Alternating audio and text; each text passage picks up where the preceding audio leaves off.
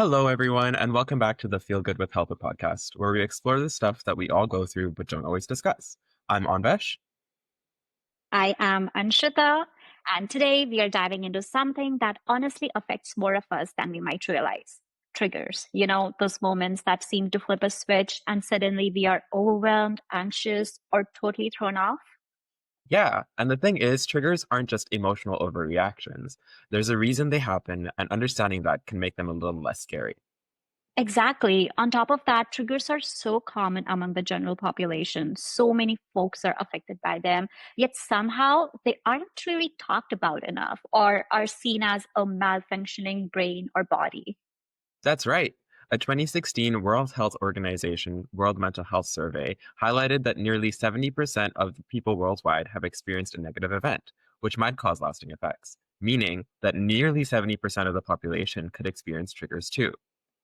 Neither of us are clinical professionals, but we have been reading up on how triggers work, and it's vitally fascinating once you get into it. So, today we are going to unpack what triggers actually are, why they happen, and how people manage them.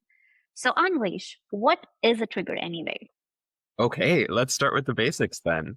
A trigger is basically anything that sets off a strong emotional or physical reaction. It could be a sound, a smell, a place, or even just a feeling. And the kicker is it's usually tied to past experiences, right? Like, especially ones that were Mhm. stressful or traumatic in some way. Your brain picks up on something in the present and goes, oh no, this reminds me of that awful thing. And then boom, it becomes a full body response. That's right, and it's not always obvious. Someone could smell a certain cologne and suddenly feel panicky, or walk into a room that just feels familiar but in a bad way, and have no idea why their heart's racing. Yeah, that has happened to me. That reaction can show up physically in the form of muscle tension, rapid breathing, but it could also show up emotionally, like feeling totally overwhelmed, angry, or out of control. And like, why do our brains do this? This is the part that blew my mind. Research has shown that triggers are basically your brain trying to protect you. Our brains are super wired for our survival, and the part that jumps into action is called the amygdala. Right, the amygdala. It's like your internal alarm system. It picks up on danger cues, even if they aren't presenting any obvious and imminent dangers, and then it alerts the whole system. Our brains are hardwired to be vigilant and protect us. So sometimes seemingly innocuous things set the system off. That's right. And along with the amygdala, the hypothalamus jumps in to rev up your body. The hippocampus pulls up old memories, and the limbic system throws in the emotional fireworks. It's like a full body time machine to protect us from repeating that past experience, whether we want it or not.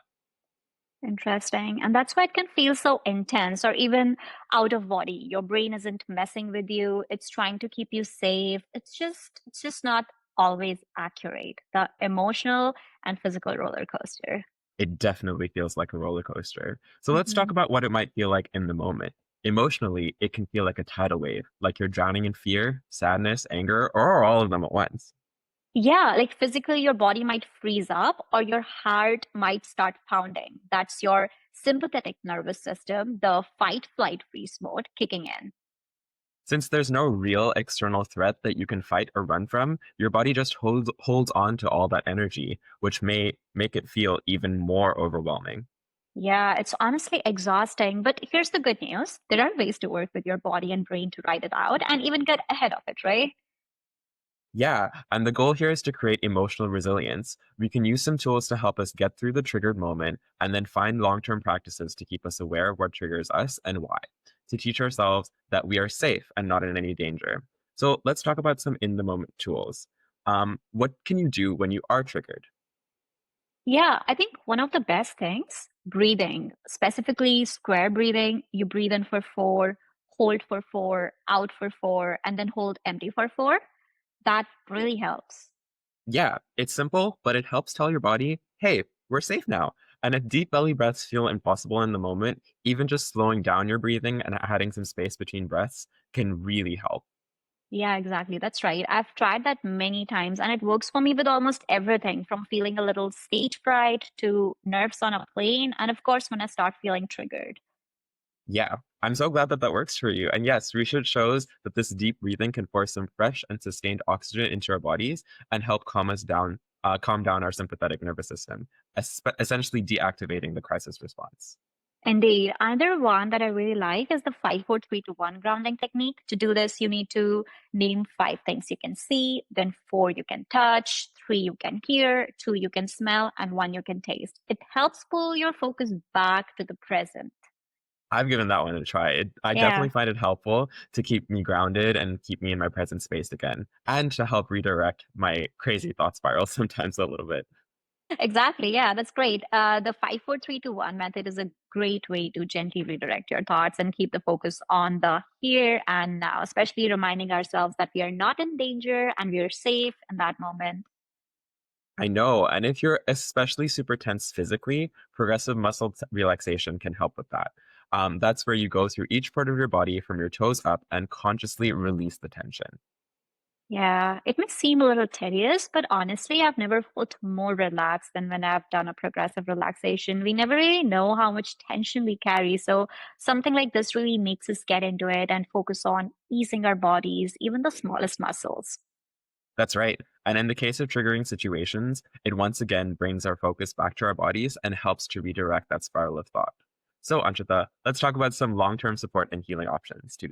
Yeah, of course. Coping in the moment is just one part of the picture.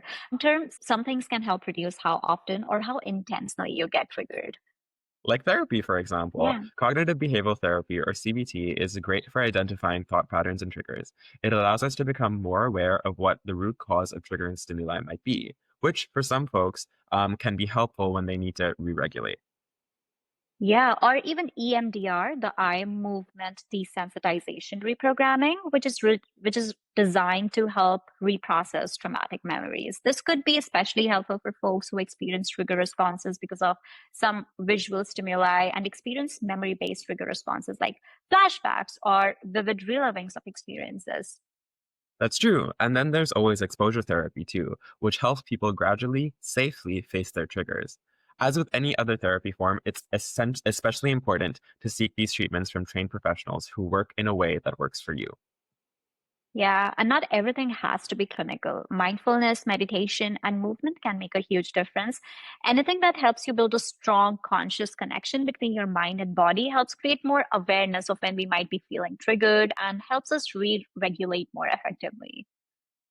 Even creating a solid support system can be extraordinarily helpful when processing triggers. A community you can rely on to talk about the responses will help you feel safe in moments when you feel triggered or overwhelmed.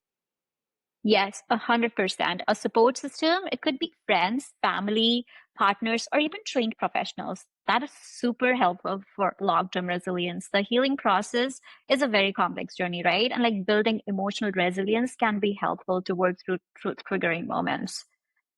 Yeah, and triggers don't just magically disappear, but they can lose their power over time. And that process of building emotional resilience, it's slow, but it's so worth it long term.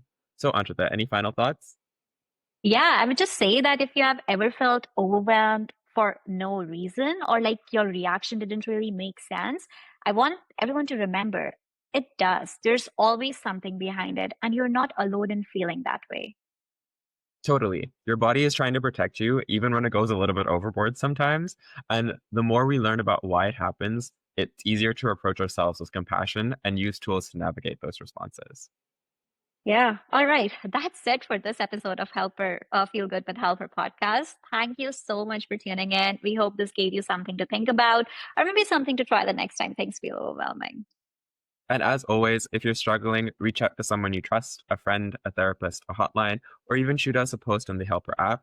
And there's resources linked for any of the methods that we've discussed on the Helper website too. You deserve the support. Yeah. So we'll catch you next time. And until then, remember to be kind to yourself and one another. Bye. Bye.